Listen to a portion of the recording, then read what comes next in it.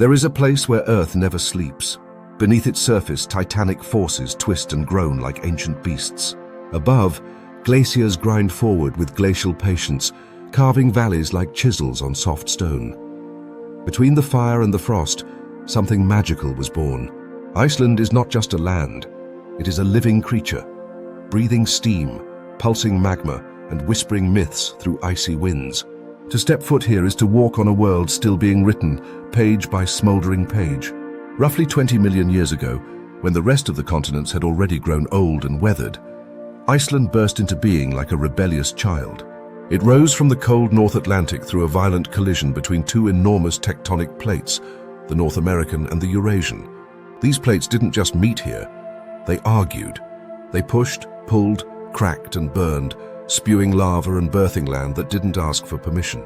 This clash still rumbles today, creating a land where volcanoes simmer beneath the soil like dragons in their sleep, and glaciers loom above like silent watchers. Iceland is geologically young, but it carries the confidence of a place that knows it's special. Nowhere else on Earth offers such a dramatic handshake between fire and ice. You can stand on a jet-black lava field, still warm beneath your boots from an eruption just years ago, while the wind brings whispers of frost from a nearby glacier. These lava fields stretch for miles, charred and twisted into alien shapes, like the Earth had a tantrum and froze mid-scream. Moss, in a shade of green so bright it almost seems unreal, slowly creeps over the scars, a quiet act of healing in a place that never stops breaking. Then there are the steaming vents, geysers and fumaroles that hiss and spit like nature's own pressure cookers. At Haukadalur, Strokkur erupts every few minutes in a boiling fountain of energy, while nearby pools bubble with surreal colors that feel radioactive in their intensity. Shades of turquoise, gold and rust swirl under the surface, hinting at the minerals and madness brewing deep underground. It's beautiful, yes, but also unsettling. These aren't warm puddles, they're portals into the Earth's rawest guts. And the land makes sure you never forget who's in charge. Yet for all this chaotic grandeur, there is balance. Iceland's glaciers are no less powerful than its volcanoes. These frozen behemoths like Vatnajökull, the largest glacier in Europe, don't erupt with fury. They crush, push and shape. Glaciers sculpt the landscape with slow violence, carving out valleys that cradle rivers and lakes, threading their icy veins through the wilderness. From above they appear calm and serene, like sleeping gods. But beneath their calm they hide volcanoes, as if the elements themselves are conspiring in paradox. And when fire meets ice directly, it's not poetry, it's explosion. Glacial outburst floods, or jökulhlaups, thunder down valleys with the force of liquid avalanches, reshaping the terrain overnight and reminding everyone that balance in Iceland doesn't mean peace. It means tension held in suspension. But Iceland is not just a geological wonder, it's a land haunted by stories. For centuries, the people of Iceland have lived with this wildness, and perhaps as a way to cope, or to explain what science couldn't, they wove myths into the very rocks and rivers. Elves, trolls, hidden people, they're not just fairy tales whispered to children. Entire roads have been rerouted to avoid disturbing supposed elf habitats. Boulders are not just rocks, they might be troll bones petrified by the morning sun. The steam rising from a crack in the earth. That could be the breath of an ancient spirit slumbering below. These stories are not written in books. They are carved into the Icelandic soul. They live in the way people walk softly through moss fields, or pause before disturbing a rock that looks just a bit too symmetrical. Scientists may speak of plate tectonics and geothermal heat, but Icelanders know better. They listen to the land, and the land speaks in riddles. Even the language here feels ancient and enchanted. Icelandic has changed so little since the time of the Vikings that modern Icelanders can still read Old Norse sagas without translation. These tales speak of gods and monsters, ice giants and fire demons, all playing out their dramas on this same volcanic stage. When you hear thunder rumbling through the highlands or see the aurora borealis flickering like spectral flames in the sky, it's hard not to believe those sagas were more than fiction. In Iceland, the myth and the land are one and the same. And perhaps that's what makes this place so unlike anywhere else. It doesn't feel like a backdrop. Iceland is the main character. You don't just visit it, you enter into a relationship with it. The wind will test your resolve. The rain will laugh at your umbrella. The terrain will demand your attention. But in return, It will give you sights that steal your breath and never give it back. You'll watch the sky bleed pink and gold over snow-covered peaks. You'll follow a raven down a trail that leads to nowhere but suddenly reveals a hidden waterfall. You'll stand at the edge of a volcanic crater and feel like you've reached the end of the world, only to realize it's just the beginning. In the age of concrete jungles and Wi-Fi signals, Iceland reminds us of something older. It reminds us of rawness, of beginnings, of Earth before fences and freeways. It is a land where nature writes in lava and ice, where legends are not just remembered but believed, and where the very ground beneath your feet might decide to shift, rise or explode, because it can. This is the awakening land. Not a museum of geology, not a postcard backdrop, but a living, breathing wilderness that never truly sleeps. It is young, wild and unpredictable. It is terrifying and tender, and it welcomes those who are willing to be humbled. Life in most places is a matter of comfort. It seeks warmth, softness, shelter, a nice meal, a quiet place to nap, maybe a patch of sun on a spring afternoon. But Iceland scoffs at such luxuries. Here, comfort is a rare guest, often chased off by howling winds, freezing sleet, or an unexpected volcanic hiccup. The land is a battleground between frost and fire, and yet somehow, astonishingly, life not only clings to this edge of the world, it flourishes in defiance. These are not delicate creatures. These are survivors, shaped by the Arctic's icy breath and the Earth's volcanic blood. They have not adapted merely to live here. They have been sculpted by Iceland's chaos to thrive in it. To the untrained eye, the highlands might seem barren, bleak even. Rolling fields of volcanic rock, flecked with stubborn moss, under skies that rarely bother to stay one color for long. It looks perhaps like a place where nothing could possibly call home. And yet, from the shadows of craters to the windswept shores, Iceland hosts a cast of quiet champions. They are the kind of creatures that do not demand applause, but they deserve it.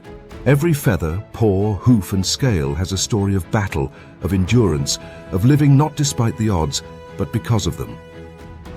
Take, for instance, the Arctic fox, Iceland's only native land mammal and arguably its most charming little ghost.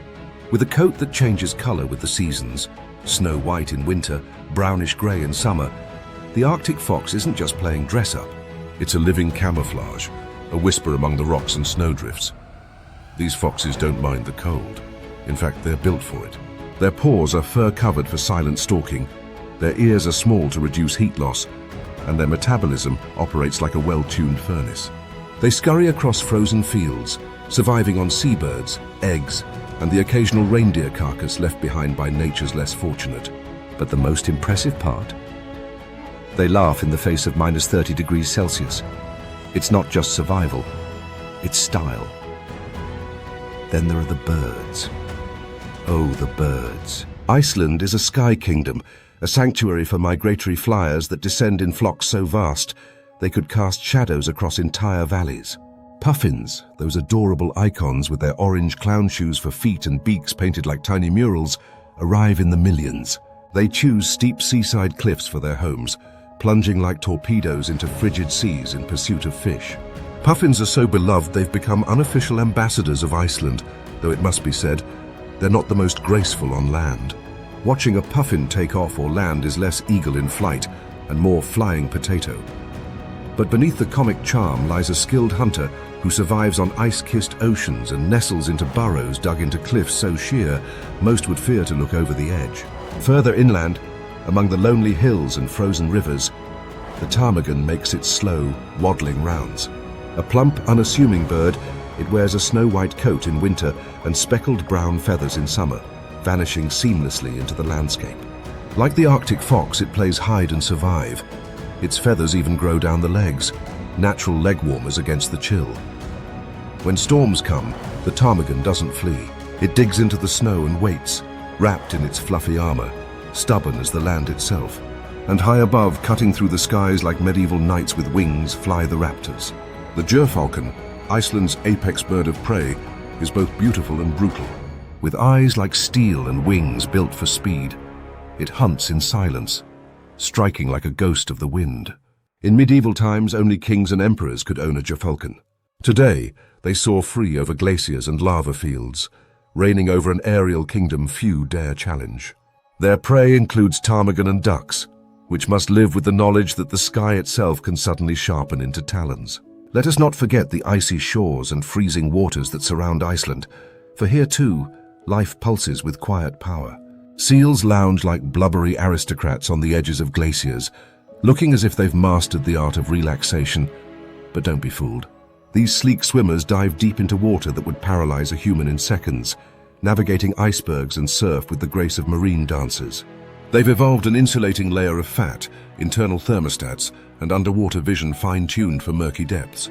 While storms roar overhead, they glide beneath, unbothered, ancient as the tides. In summer, when the brief Arctic warmth teases open flowers in the highlands and melts glacier-fed rivers, reindeer come to graze. Though not native, they were introduced centuries ago. These herds have carved out a niche for themselves. With massive antlers and thick coats, they traverse the hills like prehistoric pilgrims, moving through landscapes that could pass for another planet. They too are survivors, scraping through the snow to find lichen and roots, always on the move, always one step ahead of winter's return. But perhaps the most curious survivors of all are the tiny ones we rarely see. In geothermal springs, those bubbling cauldrons of color and steam, live extremophile bacteria that would die in any normal puddle. These microscopic organisms thrive in scalding temperatures, making their homes in places where even the air tastes like sulfur. Scientists study them not only to understand Earth's early life forms, but also to dream of alien life elsewhere. If something can live in Iceland's boiling belly, then maybe, just maybe, something lives on Europa or Mars. And that's the strange beauty of Icelandic wildlife. It isn't just about grandeur, it's about resilience. These creatures don't roar, flash, or flaunt. They endure. They teach us that life doesn't need perfect conditions. It only needs opportunity. A crack in a rock, a moment of sun, a glimmer of fish beneath the ice. In these harsh conditions, survival isn't weakness. It's a form of wisdom. Every feathered, furred, and finned creature has learned Iceland's lesson, that on the edge of the world, life doesn't just hold on. It writes itself into the story of the land. So while tourists may marvel at geysers and volcanoes, and thrill seekers may chase the northern lights through black deserts of ash, it is these quiet survivors that tell the real tale of Iceland. They are the heartbeat beneath the frost, the flicker of warmth in the coldest winds, the proof that life, against all odds, always finds a way. On the jagged cliffs of Iceland's coastal frontier, where the Atlantic crashes with the fury of 1,000 drums and the wind carries salt and seabird cries in equal measure, a strange and delightful royal court comes to life each summer. They arrive not with regal horns or velvet cloaks, but in squadrons, tiny tuxedoed daredevils with clownish beaks and stubby orange feet. This is the realm of the puffin, and while they may lack the grandeur of eagles or the menace of hawks, they rule these cliffs with a charm so potent it borders on absurd. Welcome to the Puffin Kingdom, where waddling meets wonder and funny feathers conceal feats of athletic excellence. Every year from late April to early August, Iceland becomes the beating heart of the Atlantic puffin world. It's estimated that over 60% of the planet's puffin population returns here to breed, nest, and squabble. That's over 8 million puffins, a number so ridiculous that in some places the birds outnumber humans by several hundred to one. They transform Iceland's seaside cliffs into bustling, squawking colonies, a feathery metropolis where every burrow has a tenant and every beak has a story. At first glance, puffins look like birds drawn by a cartoonist with a soft spot for whimsy. Their faces are painted in bold strokes, beaks that flash orange and yellow like tiny slices of fruit, eyes ringed in eyeliner-like markings, and feathers that give the illusion of a miniature tuxedo. From a distance, they appear dignified, almost aristocratic. But watch them try to land, and that illusion crumbles spectacularly. Puffins on land are comedy incarnate. They waddle with such exaggerated effort, their stubby wings flapping for balance, that one might assume they've only recently discovered gravity. Tripping over rocks, bumping into each other, falling sideways into their own burrows, it's all part of the show. But don't let the clumsiness fool you. In the air and under the sea, puffins transform from bumbling jesters into winged superheroes. They are astonishing flyers, beating their wings up to 400 times per minute, reaching speeds of up to 90 kilometers per hour, all while maneuvering like fighter jets in tight airspace. What they lack in elegance on foot, they more than make up for in precision in flight. And their true talent lies not in the skies but beneath the waves. Puffins are expert divers, using their wings to fly underwater, twisting and banking as they pursue schools of fish in a coordinated underwater ballet. They can dive to depths of 60 meters and hold their breath for nearly a minute, scooping up a beak full of sand eels with the precision of a sushi chef on a deadline. This duality, the clown above ground, the predator below, makes puffins a kind of avian paradox, straddling the line between the comically cute and the dangerously efficient. Nature, it seems, has a delightful sense of humor. The puffin's nesting ritual only adds to its legend. Unlike many seabirds that simply lay eggs on open rock ledges, puffins dig burrows, sometimes up to a meter deep, into soft soil along grassy cliff tops. These burrows are cozy chambers where a single egg is laid, and both parents take turns incubating and feeding the chick. It's a scene of surprising tenderness. Two awkward birds shuffling into a tunnel with fish carefully stacked in their beaks, wings brushing against the walls as they return to their chick with the day's catch. And when the chick, called a puffling because of course it is finally old enough to leave the nest, it takes a leap of faith. Literally. In the dead of night, to avoid predators, the puffling waddles out and flings itself off the cliff toward the ocean below, where it will spend the next few years at sea, alone, until it's ready to return and start the cycle anew. But puffins are not just wildlife. They are woven into the fabric of Icelandic culture, mythology, and controversially cuisine. In older times, puffins were a vital food source for coastal communities, especially in the remote Westman Islands, where resources were scarce and survival meant making use of every edible creature. Puffin hunting became a tradition passed down through generations, and even today it continues in limited numbers under strict regulation. The idea of eating such a charming bird horrifies many, and it remains a topic of ethical debate. Yet for locals, it is part of a historical relationship with the land and sea, a reminder that cuteness in nature does not guarantee safety from the menu. Today, however, puffins have taken on a new role as ambassadors of Iceland's natural wonders. Tourists flock to places like Dyrhólaey, Borgarfjörður and the Latrabjarg cliffs with long lenses and wide eyes, hoping to catch a glimpse of these feathered comedians. Puffin souvenirs line every shop: plush toys, mugs, hats, even Christmas ornaments. In Reykjavik, there's even a puffin-themed gift shop so fully committed to the cause that it borders on obsessive. Economically, puffins have become a surprising source of revenue, living mascots that fuel birdwatching tours and inject millions into local economies. And with that popularity comes protection. Conservation groups have stepped in to monitor colonies, ensure sustainable practices, and guard against the dark cloud that looms over all of Iceland's wildlife: climate change. As warming oceans disrupt fish populations and shifting winds impact migratory patterns, puffins have begun to struggle in some regions. In particularly bad years, chicks starve because adult puffins cannot find enough food. Entire colonies have seen breeding failures. The puffin's charm may have made it an icon, but it is also a bellwether. Its decline signals deeper, colder currents in the ecosystem. Icelanders, ever the guardians of their land, are now at a crossroads.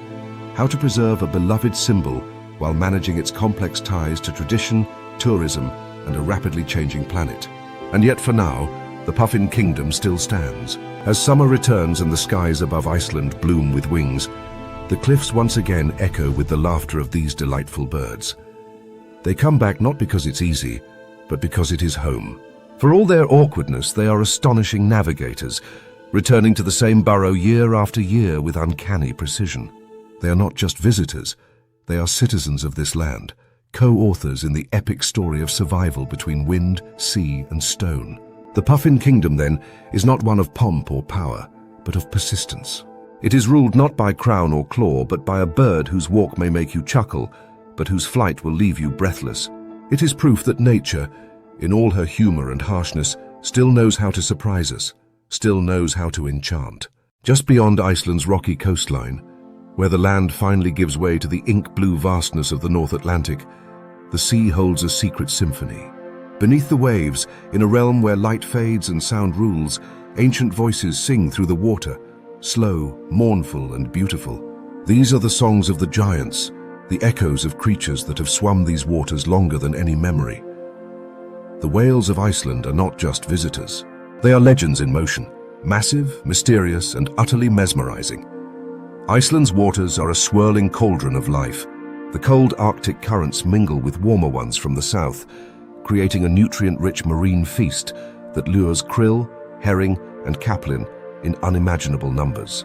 These humble, silvery creatures form the foundation of an underwater empire, and where they go, the giants follow. Every summer, Iceland becomes a grand stage for some of the ocean's largest actors.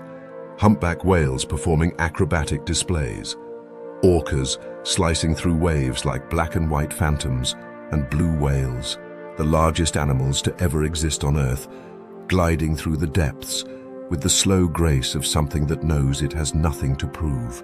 There is a particular kind of magic in seeing a whale breach. One moment the ocean is calm, rippling gently beneath a pale northern sun. Then, as if the sea itself decides to leap, a dark mass erupts from the deep, lifting tons of muscle and bone into the air in a spray of glittering salt water. For a heartbeat, time seems to pause. The whale is flying. Then it crashes back into the sea with a thunderous splash that ripples out to the horizon.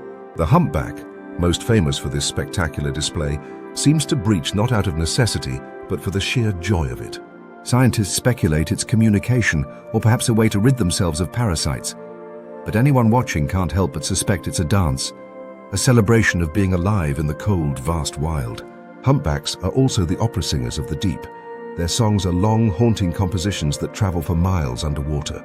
Each population has its own version, like regional accents, and the songs evolve over time.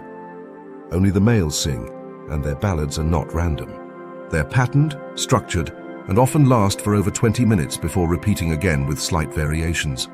It is music of the wildest kind, composed without audience, sung into the silence of the sea, yet resonant with emotion.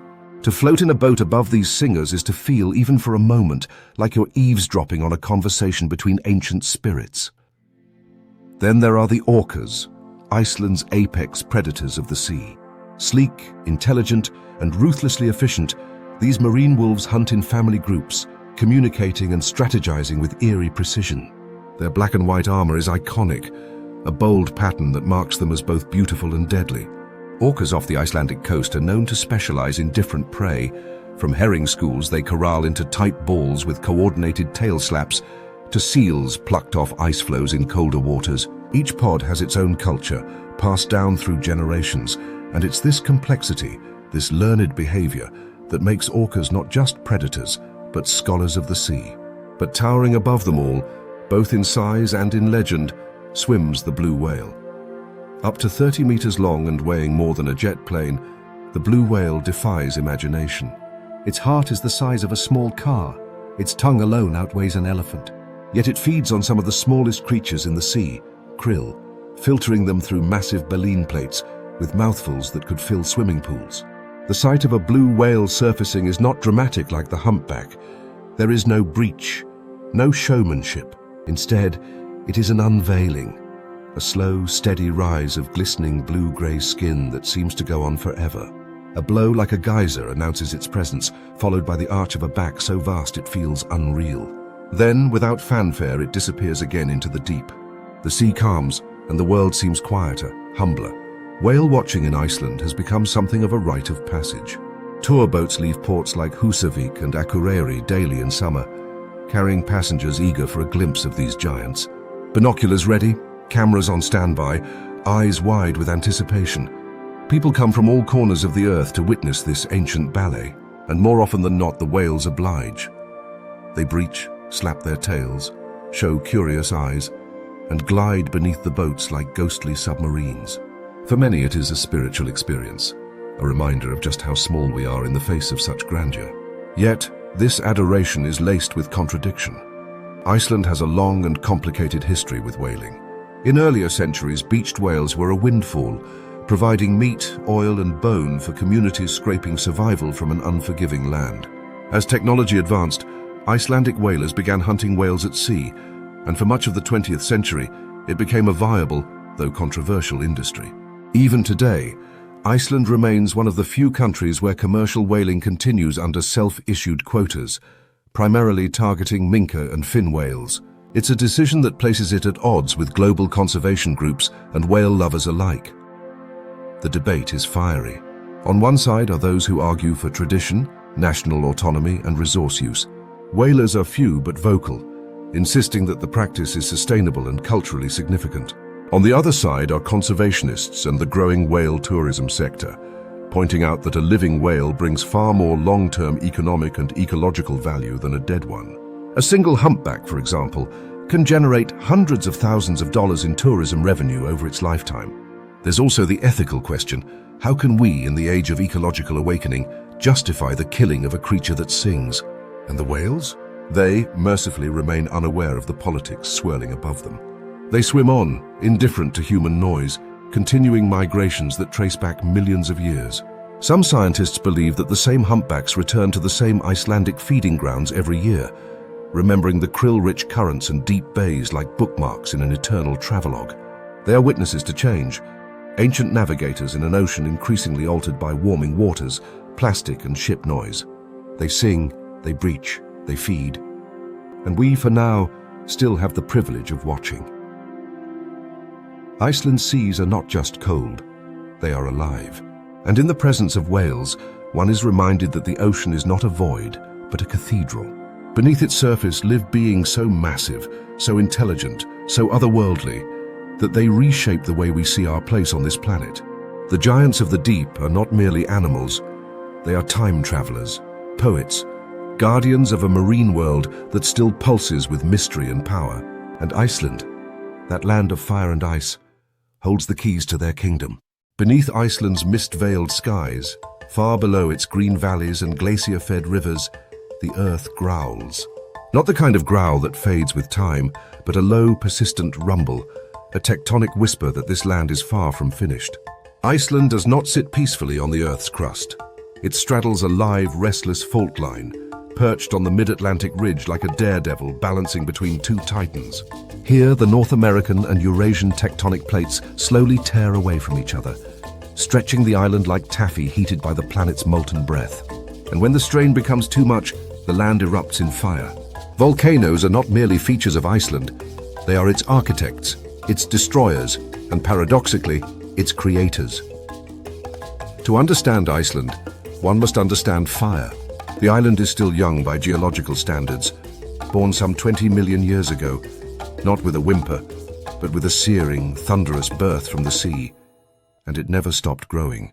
At any given moment, dozens of volcanoes lie simmering beneath the surface, their molten chambers swelling with pressure like sleeping beasts. Some stay dormant for centuries. Others, like the infamous Eyjafjallajökull, remind the world with theatrical flair that Iceland's heart beats in lava. When that volcano erupted in 2010, it didn't just spew ash. It grounded flights across Europe, disrupted global air travel, and turned a difficult-to-pronounce mountain into a household name overnight. The violence of these eruptions is matched only by their artistry. Witnessing a volcanic eruption in Iceland is like watching the earth dream aloud. Lava spills from open wounds in the ground, glowing red-orange against the ash-black sky. It flows in rivers of fire, slow yet relentless, consuming rock, ice, and anything foolish enough to lie in its path. The landscape changes within hours. What was once pasture becomes a furnace, a molten mosaic of chaos. But even in destruction, there's a strange beauty, the way lava curls and hardens, forming twisted sculptures that shimmer as they cool, gives Iceland some of the most surreal, otherworldly terrains found anywhere on Earth. Volcanic craters, some long dormant, now form tranquil lakes and mossy basins. The colossal Askja caldera, for example, yawns in the middle of a desolate highland desert, its lake eerily calm, as though the land is trying to forget what boiled beneath it.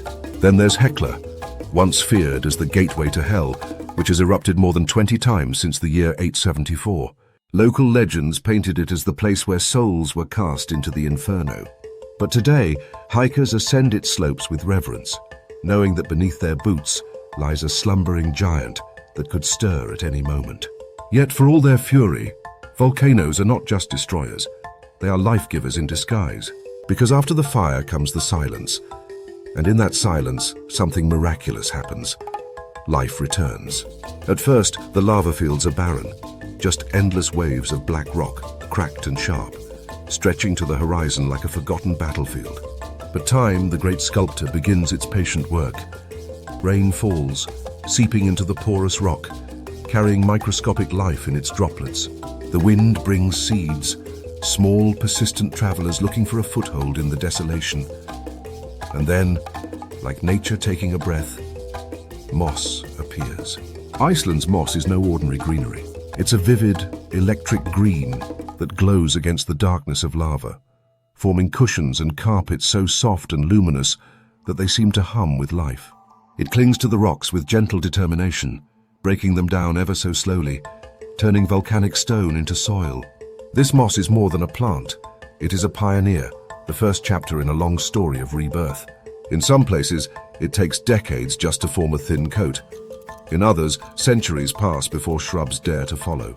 Then come the insects, tiny explorers drawn to the new vegetation. They bring pollination, decomposition, and the beginning of a functioning ecosystem. Arctic foxes might roam these fields, hunting for birds that nest in the shelter of young plants. Eventually, birch and willow appear in small clusters, bending in the wind, defiant in their fragility.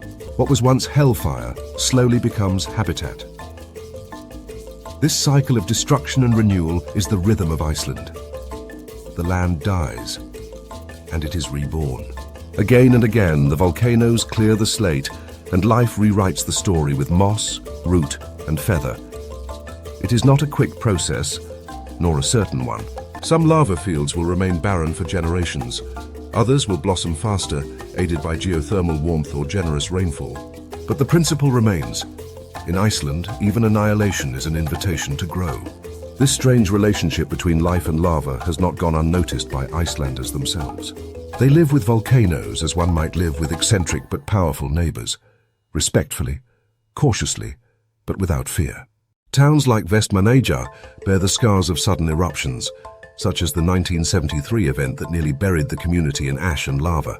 But instead of fleeing forever, the people dug out their homes, rerouted lava with seawater and stayed. Their resilience mirrors the land's own. Volcanoes have also fueled Iceland's modern transformation. Geothermal energy drawn from the fiery underworld now powers homes, greenhouses, and even public swimming pools. Hot water from the ground heats the streets in winter, melting ice before it can settle. In this way, the very forces that once threatened to destroy Icelandic civilization now warm its bathtubs and light its cities. It's a remarkable turn of fate, a fiery past transformed into a sustainable future.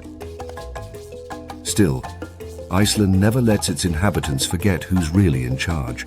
Earthquakes tremble underfoot without warning. New eruptions bubble in places long thought dormant. Tourists flock to recent lava flows like pilgrims, drawn to the raw, unfiltered display of planetary creation. But for those who live here, volcanoes are neither spectacle nor curse. They are simply part of the bargain. To live in Iceland is to live with uncertainty, but also with wonder. Few places on Earth remind us so clearly that we walk upon a planet in motion, one that builds and breaks with equal passion. The volcanoes forge the land, and the land in turn teaches humility. It shows us that life is not just what survives the fire, but what grows from its ashes. So when you stand at the edge of a crater, gazing down into the depths from which the Earth once screamed, know that you are witnessing creation in its rawest form. This is not the end of the world, it is its beginning. And in Iceland, beginnings are always written in fire. In a land sculpted by volcanoes, cloaked in glaciers, and haunted by ancient winds, there exists a creature so elusive, so perfectly blended into the Icelandic wilderness, that even seasoned hikers might pass within meters and never know it watched them. It moves like a whisper over snow, vanishes like a shadow into rock. It is not loud, nor large, nor flashy, yet it has reigned as the silent monarch of Iceland's wild heart for thousands of years. The Arctic fox, Iceland's only native land mammal, is not just a survivor in this land of fire and frost. It is its quiet soul. Before humans ever set foot on this island, before the sagas were sung or ships appeared on the horizon, the Arctic fox was already here. It crossed frozen land bridges during the last ice age, padding silently over permafrost and snow, long before Iceland had a name. While other mammals failed to follow or survive the punishing climate, the fox remained. It carved out a life in the emptiness, a clever, resourceful presence in a world too harsh for many and too wild for most. And though centuries have passed and the landscape has shifted, the fox still endures, unchanged in its ancient genius. The Arctic fox is a master of disguise, a seasonal magician wrapped in fur. In winter, when Iceland becomes a monochrome kingdom of snow and ice, the fox dons a coat of pure white, like a ghost of the tundra.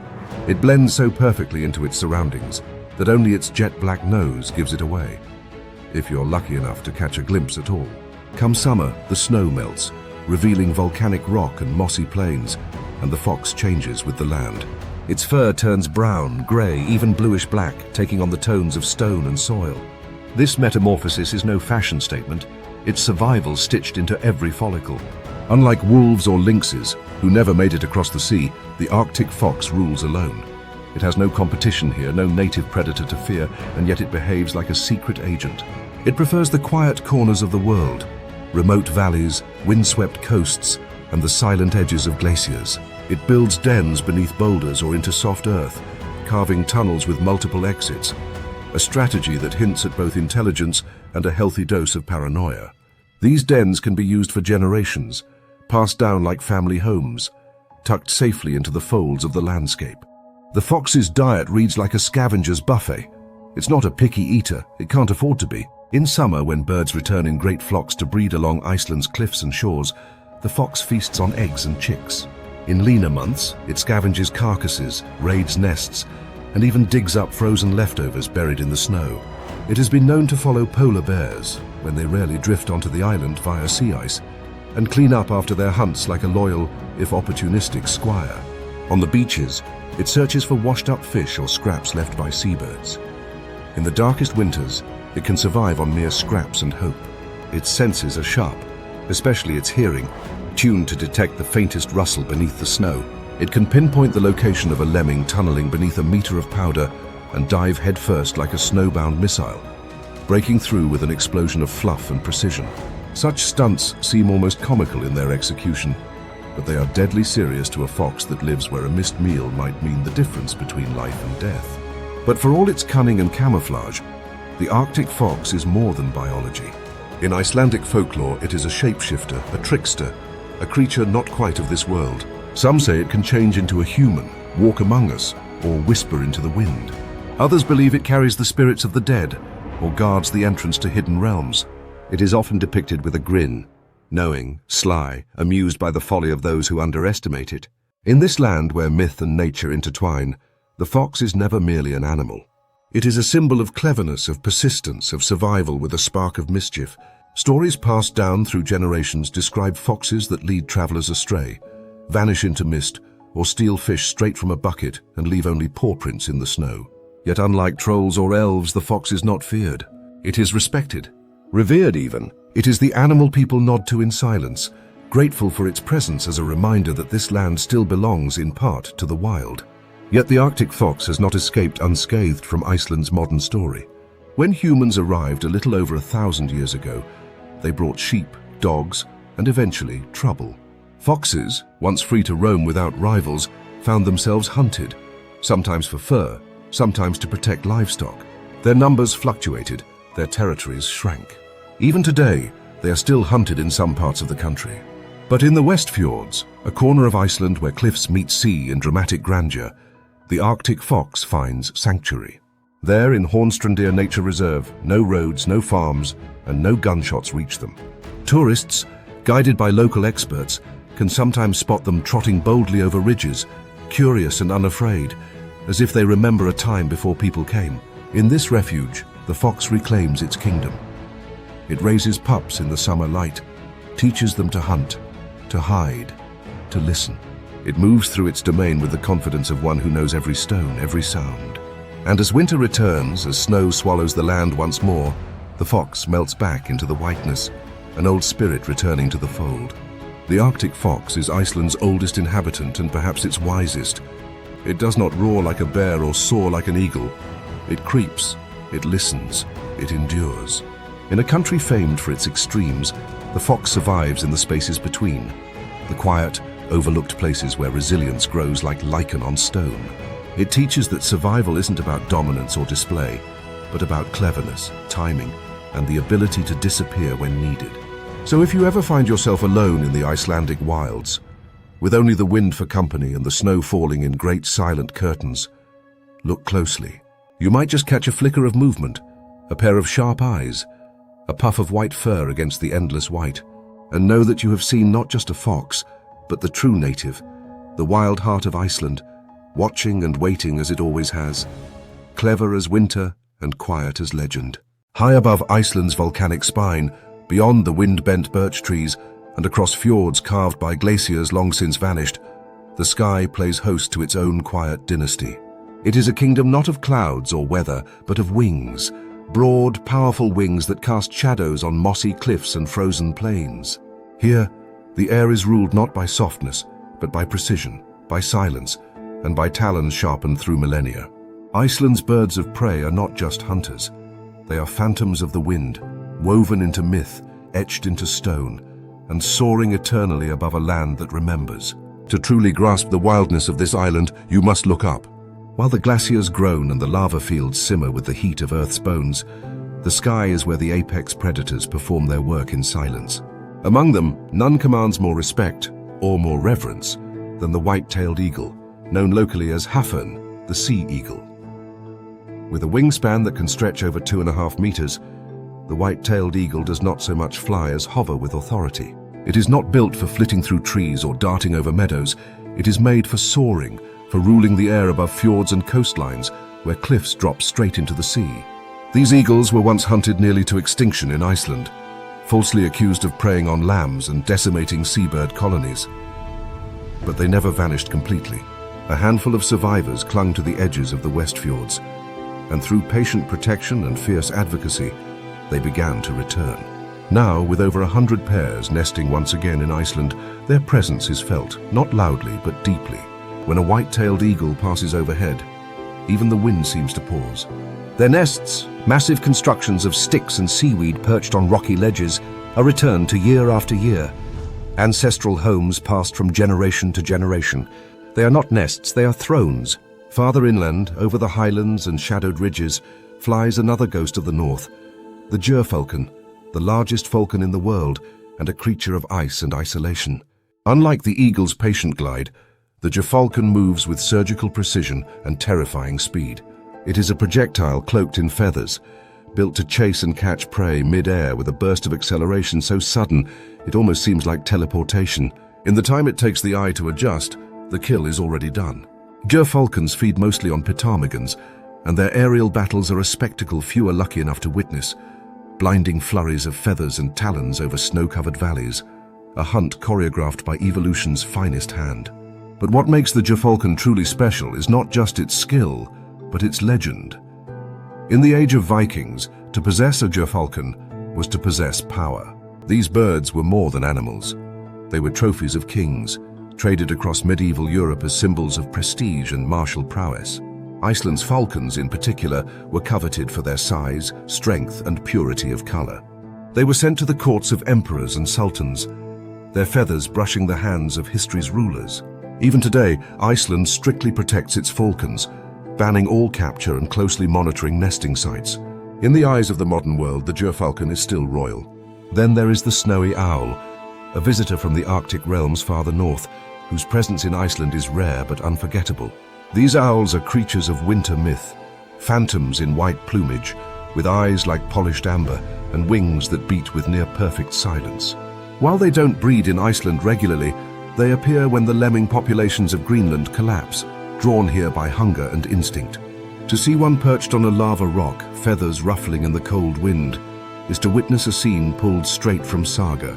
Silent, solitary, and slightly otherworldly, the snowy owl doesn't demand attention. It draws it naturally, like a snowfall in midsummer. Each of these predators is tailored to Iceland's extremes. There are no forests to hide in, no endless savannas to stalk, only openness. Wind, cliffs, snowfields, and basalt plateaus offer no refuge for the hunted and no margin for error for the hunter. In this raw canvas of a landscape, birds of prey have evolved to rely on sharp vision, swift decisions, and endurance. From dizzying heights, they scan valleys and fjords, reading the land like a map. A single twitch of a wing and they drop. No wasted energy, no hesitation. Their power lies in restraint as much as force. These birds are not mere predators, they are part of Iceland's psyche. They appear in folklore, carved into Viking shields, etched into stories of gods and warriors.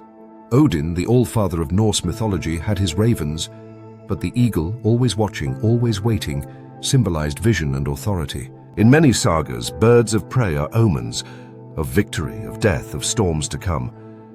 Even today, they carry a mystique that goes beyond biology. Locals speak of them with a reverence that's almost religious. They are not animals you own, or even truly observe. They are forces, wild, sovereign, untamed. But Iceland's sky hunters are also barometers of change. As the climate warms and habitats shift, the prey that once flourished may decline. Sea ice retreats, migratory birds change course, and new diseases creep into the ecosystem.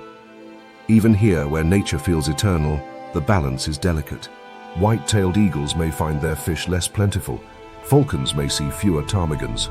And as the pressures of a growing human footprint reach further into the highlands and coastlines, the air grows heavier, not just with weather, but with uncertainty.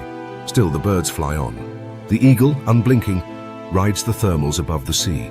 The falcon cuts through morning fog with deadly grace. And the owl, if it comes, glides silently over frostbitten plains, her call lost in the wind. For all their power, these birds are not conquerors. They are harmonizers, tethered to a landscape older than history, adapting as they always have, one wing beat at a time. To walk the cliffs of Latrabjarg or the slopes of Snæfellsnes is to enter their kingdom. No throne room, no fanfare, just wind and sky and the occasional silhouette gliding overhead. And if you're lucky, if you pause, listen and look up, you might catch sight of a shape moving through the sky with impossible elegance. Not a shadow, but a sovereign. Not a bird, but the breath of Iceland itself. In the heart of Iceland, where silence hangs thick and the sky stretches wide in hushed reverence, the glaciers sleep. They lie draped across the land like ancient gods caught in slumber, vast and unmoving, their icy skin cracked with age, their breath cold and slow. From afar, they appear lifeless, immense slabs of white and blue that seem untouched by time, immune to the pulse of life that stirs elsewhere. But this is an illusion, the kind only a distant eye can believe. For those who come closer, who walk the creaking edges and peer into the blue abyss, a truth emerges. These icy giants are not still. They are alive in ways the warm-blooded world barely understands. Glaciers are the keepers of stories too old for words. Formed from countless layers of snow pressed and fused over centuries, each crack in their surface is a memory, each groan a whispered chapter of Earth's long glacial chronicle. Iceland's largest, Vatnajökull, sprawls across the land like a frozen sea, hiding volcanoes beneath its belly and feeding rivers that carve entire valleys. Beneath its surface, water trickles through tunnels carved by ancient melt, forming hidden caves that shimmer with crystalline beauty, a labyrinth of ice glowing electric blue in the half-light. And in this frozen world, where you might expect only silence and sterility, life finds a way to wriggle in. It begins small, microscopically small. In the shallow meltwater pools scattered across glacier surfaces and lakes formed by carving fronts, microorganisms thrive. These glacier microbes, sometimes tinted with rusty reds or eerie greens, are survivors of extremes. They live in near-freezing temperatures, feeding on minerals, sunlight, and each other in communities as alien as anything imagined on distant planets. To study them is to peer into Earth's primordial past, or perhaps its distant future. Scientists have even found parallels between these life forms and what might exist beneath the icy crusts of moons like Europa or Enceladus. Iceland, in its frozen heart, becomes a laboratory for the cosmos. But it isn't all invisible life. Birds too have learned to dance on the knife edge of these frozen behemoths. On the sheer cliffs carved by retreating glaciers, kittiwakes, fulmars, and other hardy seabirds nest in crowded colonies. They perch on ledges barely wide enough for a single egg, shrieking into the cold wind, raising chicks in a place most creatures wouldn't dare call home.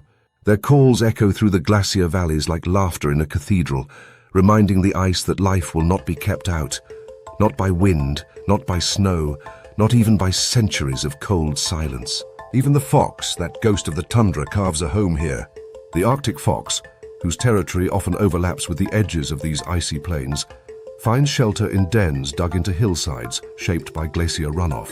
In winter, when food is scarce and the nights seem endless, foxes prowl the glacial fringes, scavenging for carcasses or following the trails of seabirds blown inland by storms. Their tracks are the only punctuation on the vast white pages of the snow, vanishing quickly under the next gust of wind. But for a brief moment, they write the story of life continuing, quietly and cunningly. Glaciers, for all their might, are not eternal. They move, not quickly, but deliberately, with the weight of millennia behind them. Their motion is slow enough to evade the impatient eye, but constant enough to shape entire landscapes. Valleys are carved, mountainsides scraped raw, boulders carried like pebbles in their icy grip. And from their edges flow rivers born from ice, feeding waterfalls that tumble from cliffs with ferocious grace. These rivers, though born in silence, speak loudly across the land. They irrigate mossy plains, nourish aquatic life, and eventually spill into the sea, where their cold breath mingles with salt and tide. But beneath this grand glacial poetry lies a quiet tragedy. The giants are dying. Not with explosions or dramatic collapses, but with a subtle, relentless retreat.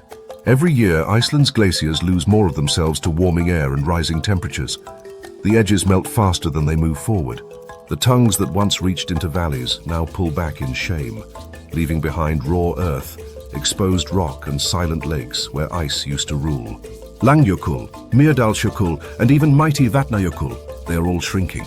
The loss is not always visible to the casual eye, but to scientists, hikers and locals who've watched the land for decades, the change is undeniable.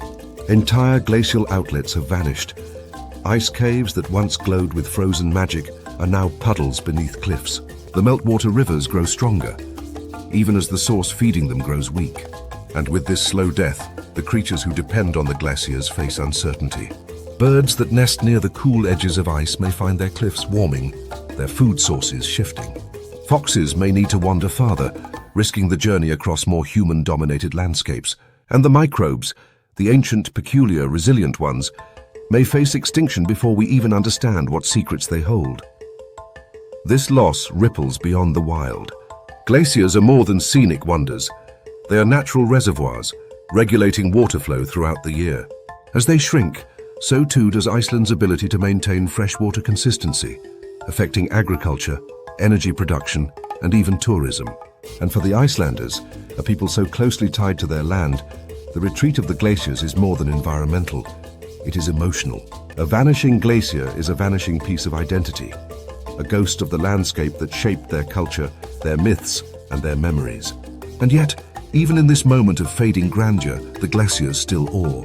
They still crack and creak in the moonlight, still throw icebergs into lagoons with a thunderous roar. They still reflect the northern lights like mirrors from another dimension. They still cradle life, strange and tenacious, in the most unexpected places. And they still remind us, painfully and beautifully, that nothing on Earth is permanent, but everything matters. To stand upon a glacier in Iceland is to stand at the edge of time. Under your feet, thousands of years are compressed into blue-veined ice, layered like a diary written by snowflakes and storms. Around you, silence reigns. Not the silence of emptiness, but of ancient patience. The creatures that live here do so without complaint or spectacle. They survive not in spite of the cold, but because of it. They have learned to listen to the heartbeat of the ice, to adapt, to persist. And as we descend from these frozen cathedrals, leaving behind the last footprints before snowfall erases them, we do so reminded of a truth, both haunting and humbling. The giants still breathe, but they are not immortal, and their fate is now tethered to ours. As night descends on Iceland's rugged terrain, when the winds hush and the frost tightens its grip on stone and moss, something extraordinary begins to stir.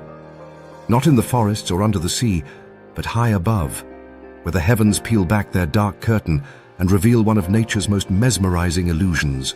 The aurora borealis, the northern lights, do not announce themselves with sound or fury. They arrive like spirits summoned from a dream, shifting, shimmering, sweeping across the sky in spectral waves of green, violet, pink and gold. For a few fleeting hours, the darkness is alive, and the stars must share their kingdom with a spectacle that seems too magnificent, too otherworldly, to be explained by science alone. but science does try. The aurora, in its essence, is the result of solar particles hurled toward Earth by the sun, smashing into our planet's magnetic field at speeds that would make your eyes water. These particles are funneled toward the poles, where they collide with molecules in our atmosphere, oxygen, nitrogen, and those collisions release energy in the form of light. It's basic physics wrapped in celestial theater. But standing beneath the pulsing sky, breath crystallizing in the air, you're not thinking about particles or solar winds. You're thinking about how impossibly lucky you are to be alive under a sky that dances. The lights don't perform for everyone. They require patience and a bit of luck. Iceland's long winter nights, clear skies, and position just below the Arctic Circle make it one of the best seats on Earth for the show. And when they do appear, they don't just hover like polite fireworks. They surge, expand, ripple in cascading waves that flicker across the horizon. Sometimes they swirl in quiet curtains that drape from the stars like silk. Other times they explode in green tornadoes of light, spinning across the sky as if the universe has suddenly remembered how to paint. And beneath this spectacle, life continues, but differently. There is something in the light that changes the tempo of the wild. Animals, so finely tuned to darkness and moonlight, react in subtle ways. Reindeer, for instance, seem to move more cautiously beneath the auroras, pausing more frequently as if the sky's movement unsettles them. Scientists believe it may be due to how the light interacts with their unique vision. They see in ultraviolet, and the auroras could be overwhelming or disorienting. Arctic foxes have been observed hunting beneath the lights, their white coats glowing faintly green in the aurora's glow, looking for all the world like creatures from another dimension. Birds remain quiet. Insects go still.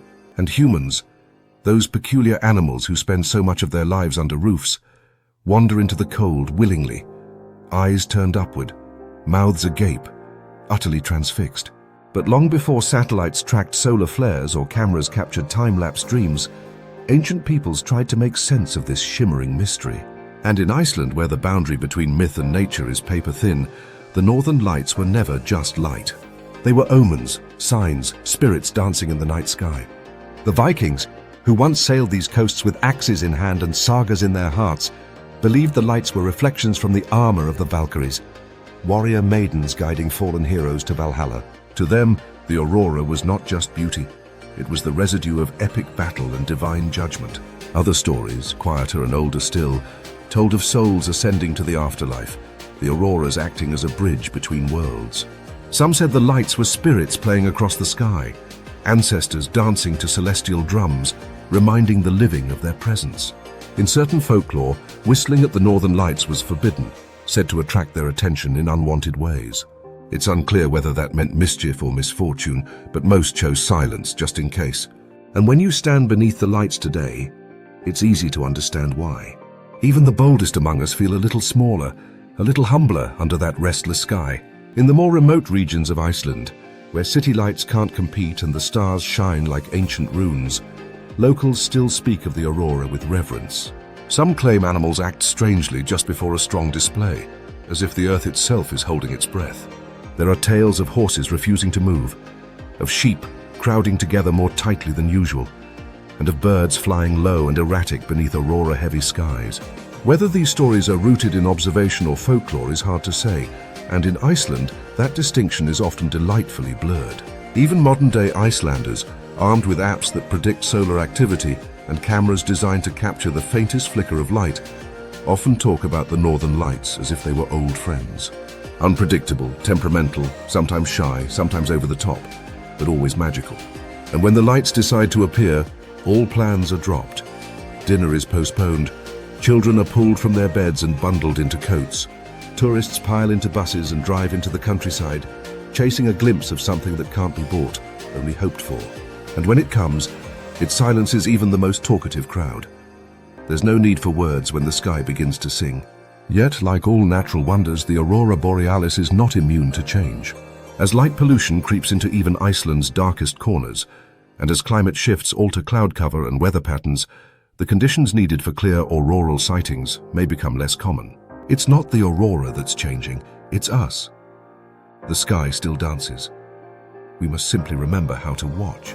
Still, for now, the lights remain generous. They continue to unfurl above fjords, glaciers, and volcanic deserts, lighting up snowfields in ethereal hues, brushing mountainsides with silent color.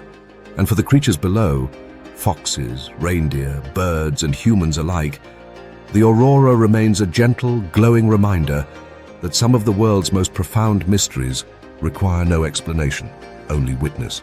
To stand beneath the aurora in Iceland is to feel the boundaries between science, story, and soul begin to blur.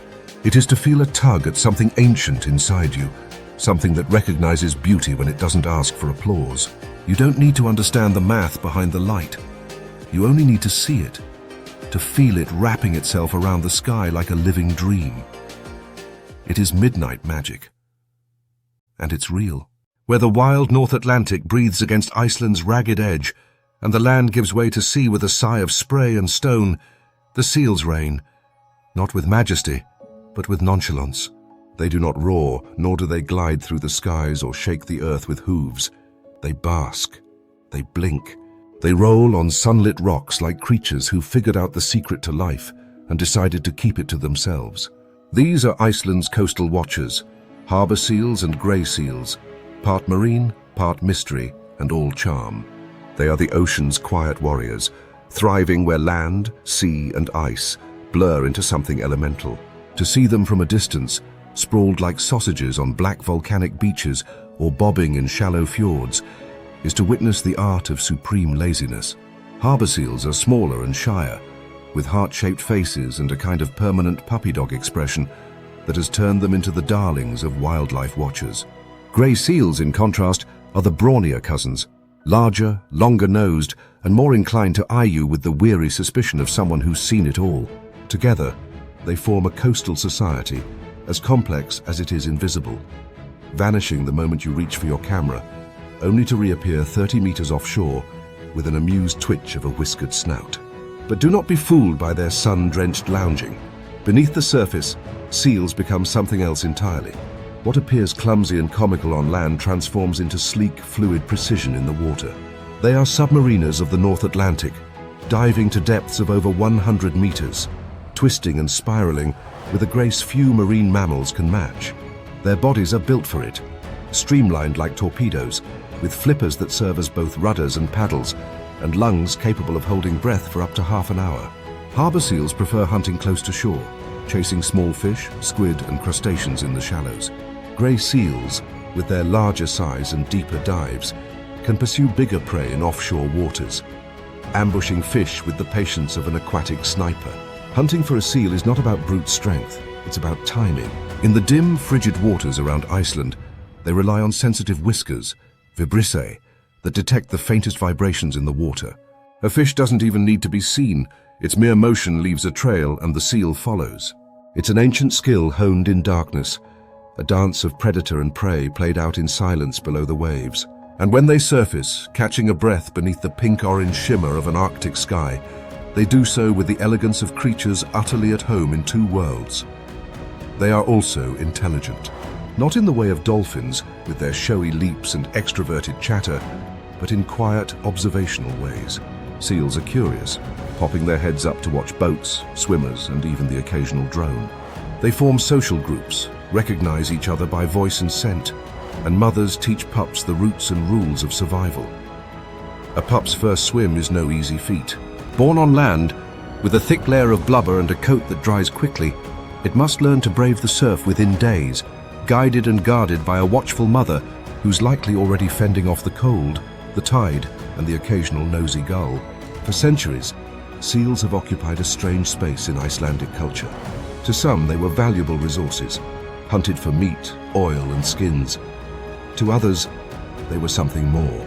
Old Icelandic folktales tell of selkies, mythical seal people who could shed their skins and walk among humans, often falling in love, marrying, and later returning to the sea, leaving heartbreak in their wake.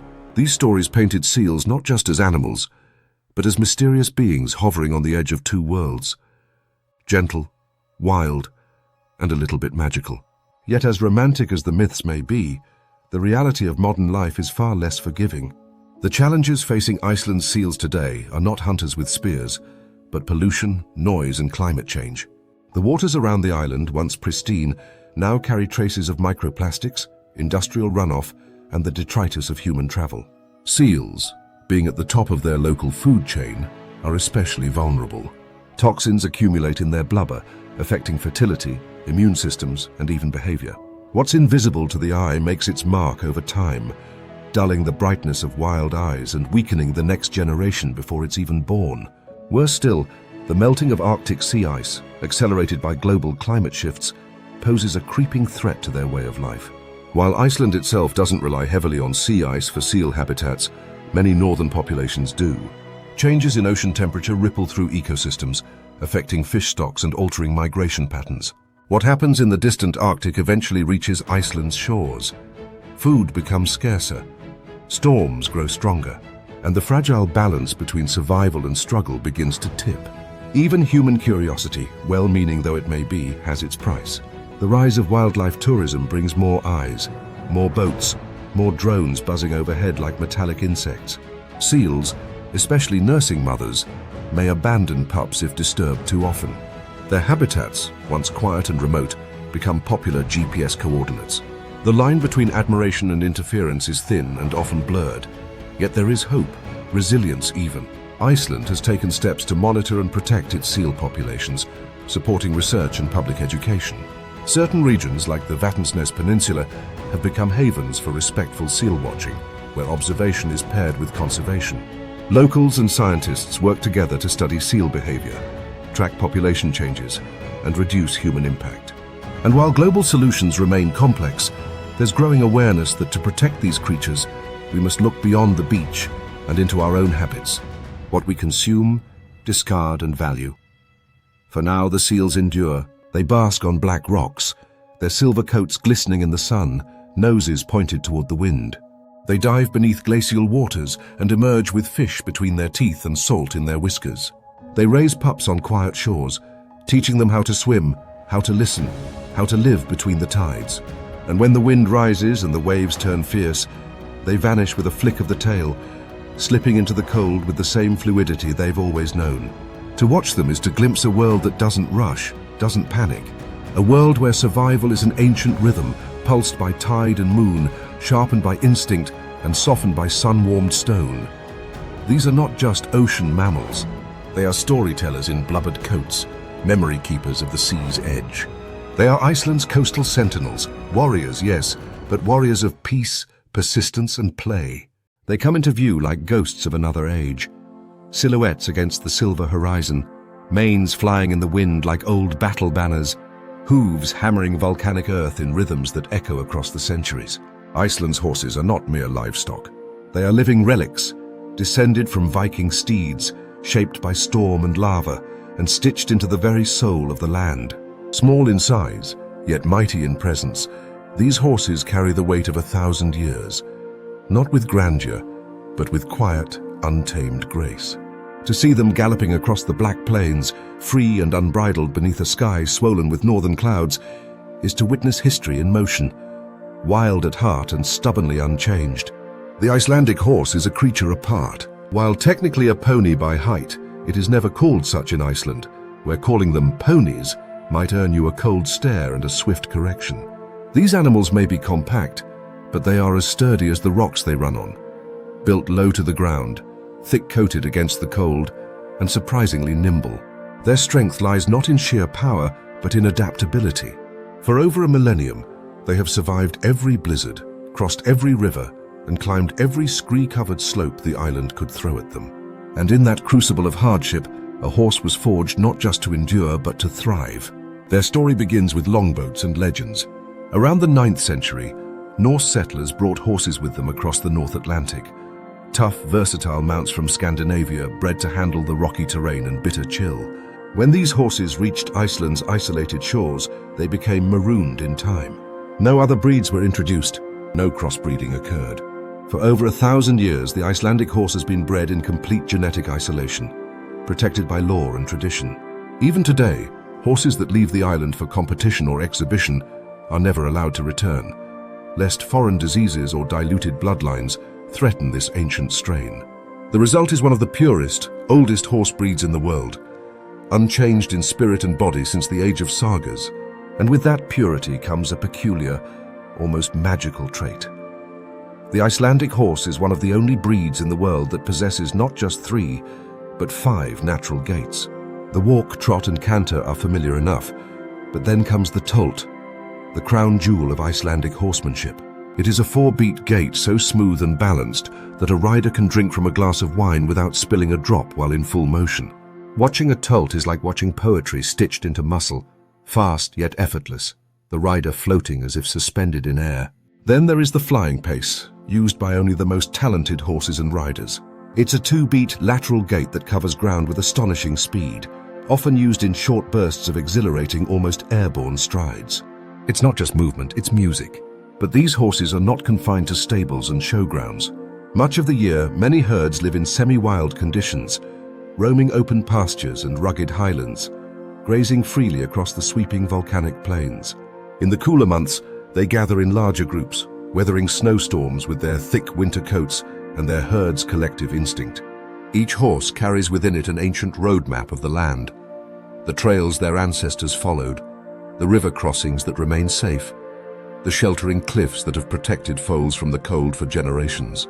They are part of the ecosystem, not just as grazers, but as creatures that have helped shape the very rhythms of rural life in Iceland for centuries. To watch a herd moving together is to witness unity without chains. Their hierarchy is subtle but sure. There's always a lead mare, a sentinel who guides the group, with stallions pacing the perimeter, alert and proud. And when they gallop, it is not in straight lines or choreographed bursts. It is chaotic, joyous movement, with manes whipping like fire and hooves lifting flecks of volcanic ash into the wind. They run because they can, because the blood of explorers runs in their veins, because freedom for them is not a luxury, it is heritage. These horses are deeply embedded in Iceland's cultural identity. They appear in folklore as magical steeds with otherworldly powers, capable of sensing danger or leading their riders safely through snowstorms and lava fields. The sagas speak of famous horses by name, beasts as noble and fierce as their human counterparts.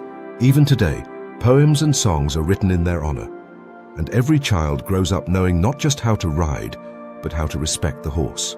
In many ways, the Icelandic horse is a bridge between eras, a reminder that the land is old, the people are proud, and tradition is not a thing to be forgotten, but ridden alongside. And they are more than historical symbols. In modern Iceland, horses play a vital role in both rural livelihoods and tourism.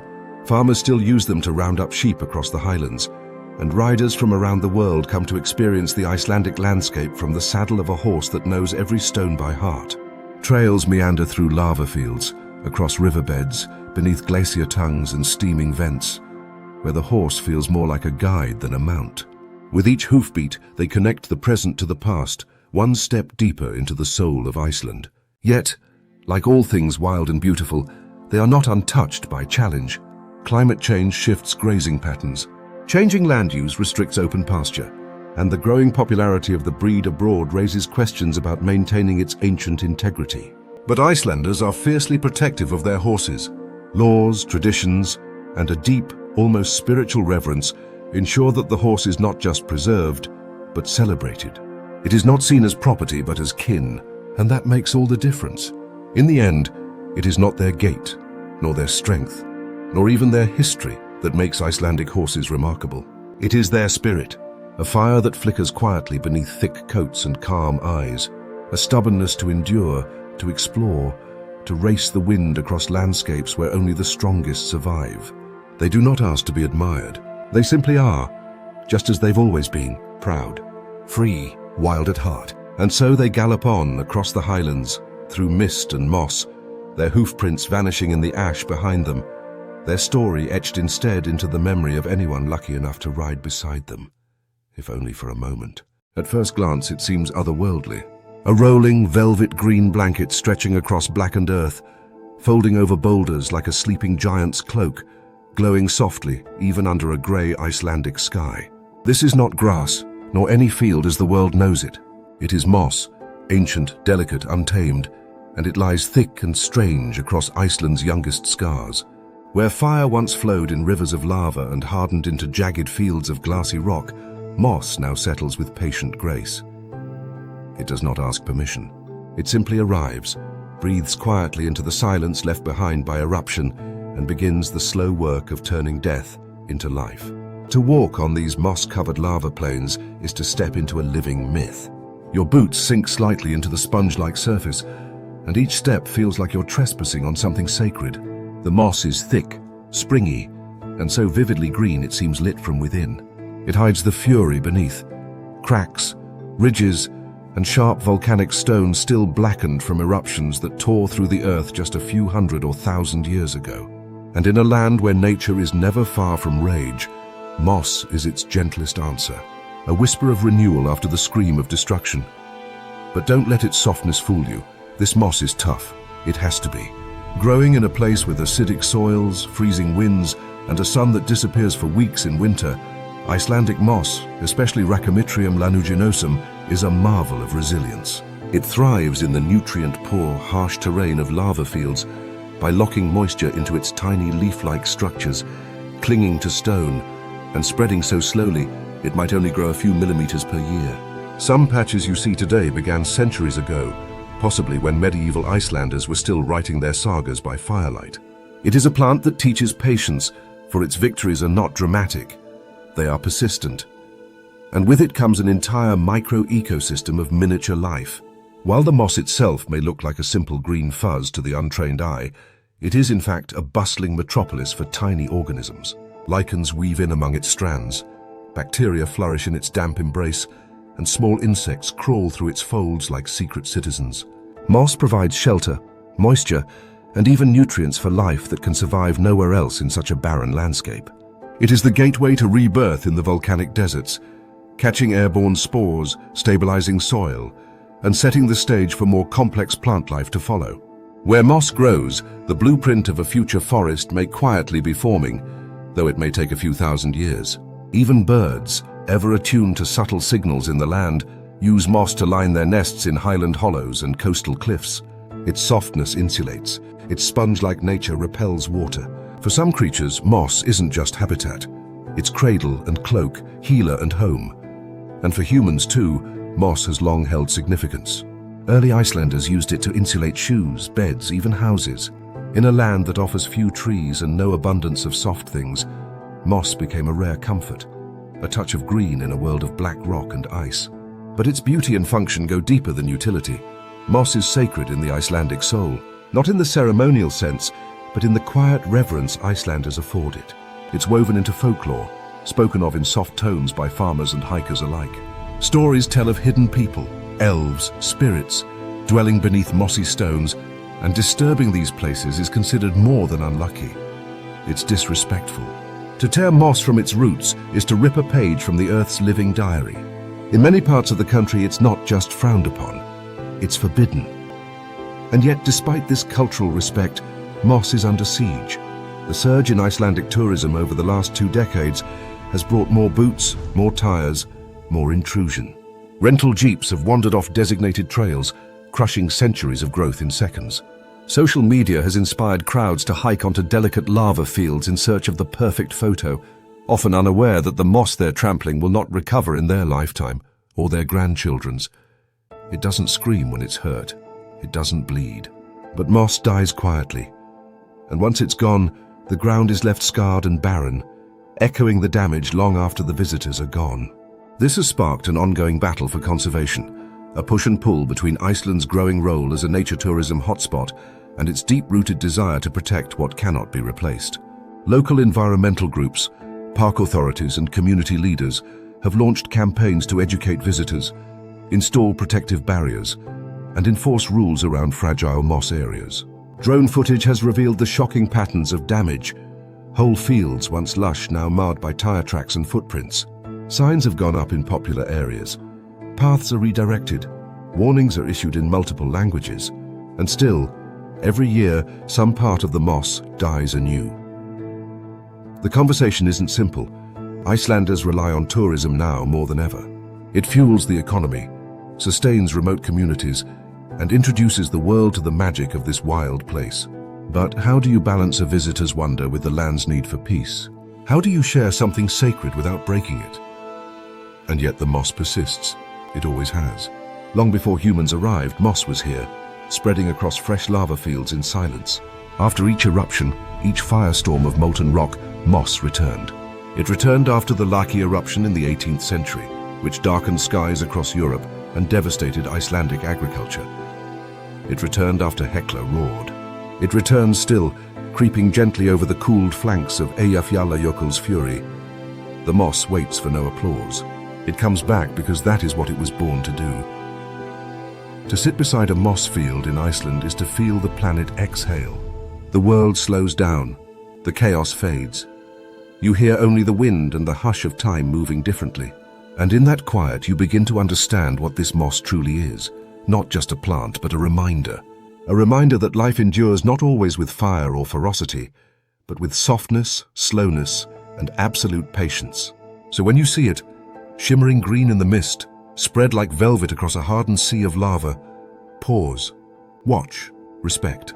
Because beneath your feet lies a cathedral built by time, inhabited by stories too small for the eye and too vast for words. Moss is not decoration. It is Iceland's promise that even after fire, life will return, not in a rush, but with quiet determination. In the shadowy corners of Iceland, where mountains tumble into the sea and clouds hang low like ancient whispers, lie the fjords, deep, winding fingers of ocean that reach inland as if the sea itself is trying to reclaim the land. These watery corridors, carved by glaciers in a time when the earth still trembled under the weight of ice, are among the oldest and quietest places in Iceland. Steep cliffs rise from their mirrored surfaces like cathedral walls, draped in mist and crowned in moss, while waterfalls tumble from impossible heights, streaming down in ribbons of silver. This is a land of silence and secrets, where echoes last longer than footsteps, and where life, hidden and unhurried, thrives far from the world's noise. The fjords are a study in contrast, harsh in scale yet delicate in detail. They feel endless, as if turning one more bend might lead you to a place no one has ever seen. And in many cases, that's not far from the truth. Some of Iceland's fjords remain almost entirely untouched, reachable only by boat or by the slow, determined tread of someone willing to walk where roads dare not go. These are not tourist magnets lined with cafes and souvenir shops. They are places where you can still hear the crunch of your boots and the flutter of bird wings and the distant murmur of falling water. Every cliff, every crevice, every slope that disappears into the mist feels like it belongs to someone or something else entirely. Waterfalls are the lifeblood of these valleys. They spill over every surface from narrow cracks to wide plateaus, falling in delicate strands or thunderous walls that shake the ground. Some seem to drift downward, more like breath than water, catching the sunlight and scattering it in shimmering halos. Others roar from the cliffs like furious guardians, carving pools into the stone below, echoing through the fjord like drums of an ancient ceremony. These falls are not just beautiful, they are vital. They oxygenate rivers, shape terrain, and create cool, shaded ecosystems where ferns grow thick and green, and fish dart through clear pools like flashes of silver in liquid crystal. Within these watery sanctuaries hide the nurseries of Iceland's fish, shallow, protected bays where herring, cod, and salmon begin their lives. The fjord's unique blend of salt and fresh water, their shelter from open ocean storms, and the abundance of nutrients stirred up by glacial melt make them ideal breeding grounds. Tiny fry hide in kelp forests that sway like underwater meadows, feeding on plankton and evading the mouths of larger predators. It's a life that begins in quiet currents, but will one day fuel the great migrations that feed whales, seals, and people alike. Above the waterline, the cliffs are alive with wings. Hidden bird colonies cling to the vertical faces where predators can't reach, and wines rush past like the breath of the mountains. Fulmars, guillemot, puffins, and kittiwakes crowd the ledges in an organized chaos of nesting, feeding, and squabbling. The sound is incredible, a cacophony of calls and cries, feathers beating the air like rain. Each bird, no larger than a dinner plate, becomes part of a massive living wall. And beneath them, the rocks are stained white from generations of guano, fertilizing the very plants that cling to cracks in the stone. It's an entire city built on air and instinct, a feathered kingdom hanging on the edge of the world. But not all inhabitants are so obvious. In the dim light of early morning, when fog hugs the ground and every sound is muffled by mist, the Arctic fox begins its rounds. In these remote fjords, far from towns and tourists, the fox moves like a secret. It slips along the shoreline, ears alert, eyes sharp, seeking bird eggs, fish remains, or a careless seabird that has ventured too close. In summer, its coat is mottled brown and grey, blending with the rocks. In winter, it becomes snow white again, vanishing into the frost. It digs dens in the soft turf above the cliffs, hidden from sight, passed down through generations like quiet inheritances. Here in these damp green valleys, the fox thrives, not in abundance, but in perfect sync with the land. And then there are the ones we only speak of in hushed tones, the mythical creatures said to dwell in these valleys where fog never lifts and waterfalls never cease. Icelandic folklore teems with stories of the Huldufolk, or hidden people who are said to live in the rocks, invisible to human eyes. These beings are not ghosts, nor quite elves as other cultures imagine them. They are something older, more elemental. Some say they ride horses of mist and shadow. Others claim they protect the valleys, luring away those who would harm the land. Travelers who have lost their way in the fjords often return with tales of strange lights, unexplainable voices, and the eerie feeling of being watched. The locals smile when they hear these stories, but rarely laugh. In Iceland, even the most rational minds leave a little space for the unknown. And can you blame them? There is something unshakably enchanted about these places. Walk deep enough into a fjord, and the modern world evaporates. The air smells of moss and salt. Water drips from ferns onto rocks so old they've forgotten how to speak. Ravens circle high above, their cries echoing like riddles. You are not alone, even if you see no one. Life is here, watching, waiting, breathing with the wind. These fjords and valleys are not just scenic detours on a map. They are engines of biodiversity, keepers of Iceland's natural memory, and refugees for a way of life that resists the rush of modernity. They are places where water shapes land shelters life, and life continues in rhythms older than language. The challenge now, as always, is to protect them, not just from development, but from forgetfulness. For in the stillness of these valleys lies a truth we often overlook, that some of the world's most vibrant ecosystems are also its most silent. As you leave the fjord, climbing back toward the world of roads and signal bars, the landscape holds your gaze just a moment longer. A last waterfall crashes into the sea. A puffin flutters past with a beak full of fish. Somewhere in the mist, something moves. A fox or a trick of light, or perhaps something older still. And as the trail bends away, you carry with you the memory of a place that doesn't just exist, but dreams, breathes, and sings beneath its layers of stone and sky. In Iceland, the wind doesn't knock before it enters, the rain doesn't ask permission, and the earth herself occasionally erupts without warning. This is a land that has never coddled its inhabitants, nor promised them ease. And yet, for more than 1,000 years, people have lived here. Not in defiance of nature, but in a kind of rugged partnership with it. Icelanders did not bend the land to their will. They adapted, listened, adjusted their rhythm to match the heartbeat of a place that has always been wild. It is not a story of conquest, but of coexistence, a slow, deliberate dance between human need and nature's terms. You feel it most in the fishing villages, perched on the edge of the world like stubborn dreams. Wooden houses with brightly painted roofs cluster near harbors, where boats rock and creak against the tide. These communities grew not from luxury but necessity. The sea was too rich to ignore and too dangerous to trust. Generations of Icelanders learned to read its moods, to sail out before dawn and return with the day's catch before the swells turned merciless.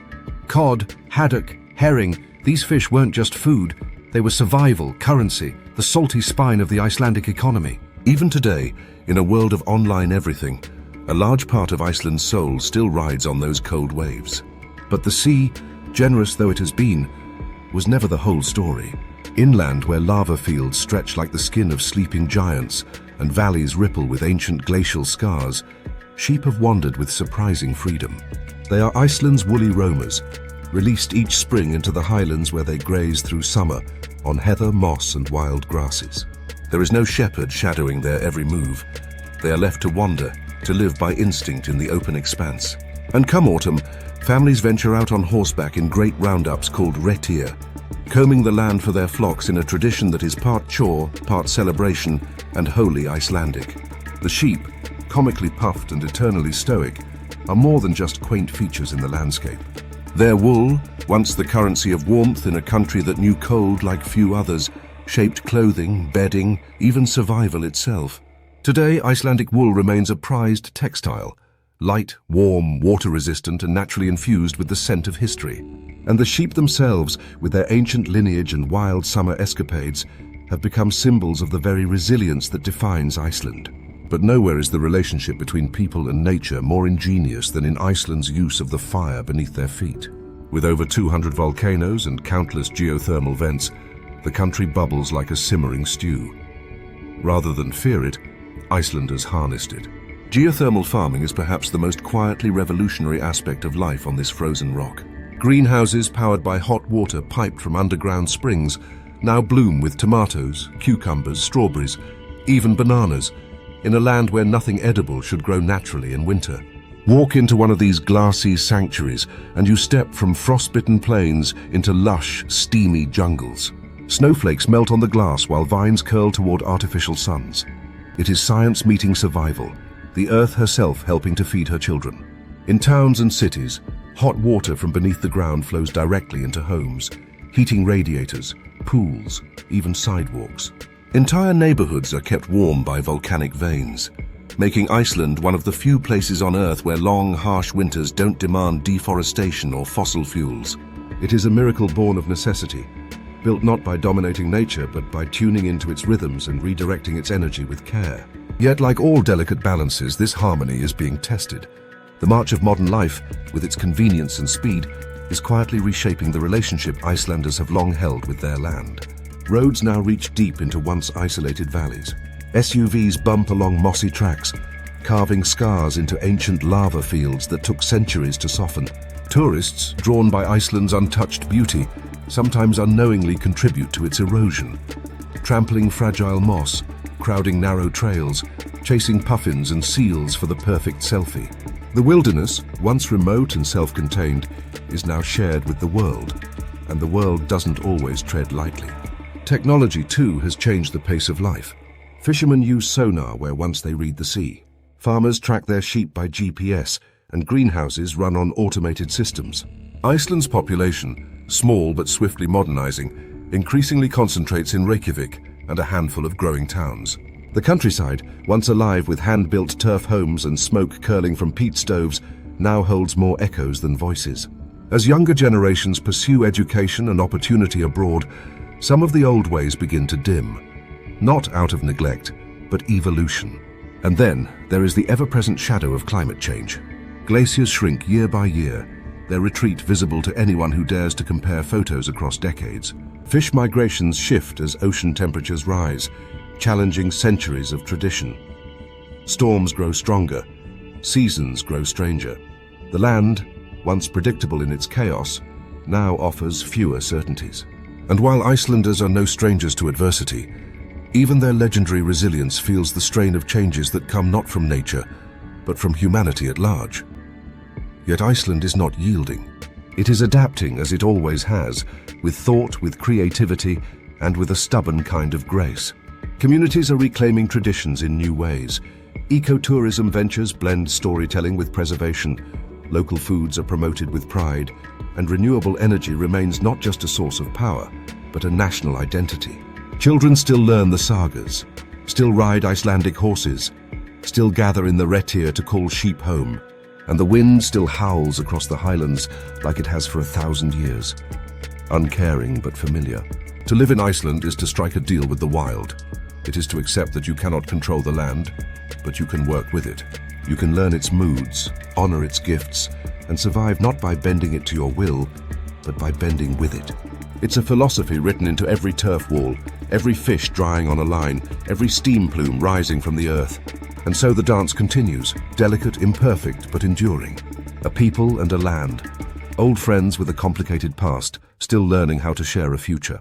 At the edge of the earth, where fire sculpts the land and glaciers breathe in silence, Iceland has always seemed invincible, like a fortress built not by hands, but by time itself. Its waterfalls roar with the voice of ancient rivers, its skies shimmer with celestial fire, and its wilderness stretches on with the kind of untamed confidence that makes civilization feel like a visitor. But even here, in this raw and eternal landscape, the future is no longer a distant horizon. It is creeping in with melting glaciers, warming seas, and footsteps, millions of them, treading paths that were once known only to wind and fox. The changes are subtle at first, like whispers from the land. A glacier recedes another 100 meters, exposing rock that hasn't seen sunlight since before the Vikings came. A bird returns later than usual, its migratory clock thrown off by shifting winds. A waterfall, once fed by steady ice melt, now pulses erratically, swollen one year and timid the next. These aren't apocalyptic signs, they're tremors beneath the surface of something delicate. Iceland's wild soul, though it still pulses strong, is beginning to flinch beneath the weight of a warming world. Climate change in Iceland is not a theory on paper. It is a daily reality etched into landscapes that once moved at glacial pace. The ice is retreating faster than ever, and with it, the ecosystems it supports are being unstitched thread by thread. Glacial rivers, once predictable lifelines, now carry too much meltwater too quickly, scouring valleys and reshaping sediment patterns. Coastal temperatures rise, and with them, the delicate balance of marine life begins to shift. Fish that once thrived in Iceland's cool waters head north in search of colder currents, and seabirds that relied on them find empty seas where their feasts used to swim. And then there is the human footprint. Once a light step in the moss, it is now a steady march. Tourism has exploded in recent decades, drawn by Iceland's staggering beauty and viral fame. Black sand beaches, steaming vents, glacier hikes and waterfalls have become global bucket list destinations. Each visitor brings curiosity, awe and impact. What once was pristine is now well-trodden. Fragile moss is crushed underfoot, nesting sites are disturbed by selfie hunters, and once quiet valleys echo with the buzz of drones and engines. The wild, once so remote, now shares its solitude with crowds. But Iceland, for all its exposure, is not standing idle. Its people, so long attuned to the rhythms of this volcanic island, are rising in defense of their land. Conservation has become more than policy, it's becoming identity. Protected areas are expanding. Tourism agencies promote sustainable travel. Footpaths are reinforced with local stone. Moss is roped off to allow for healing. Local guides educate visitors not just on what to see, but how to see it, with humility, patience, and care. This is not a place to conquer, but to commune with. Science, too, is woven into this effort. Iceland has become a living laboratory for studying climate change and environmental adaptation.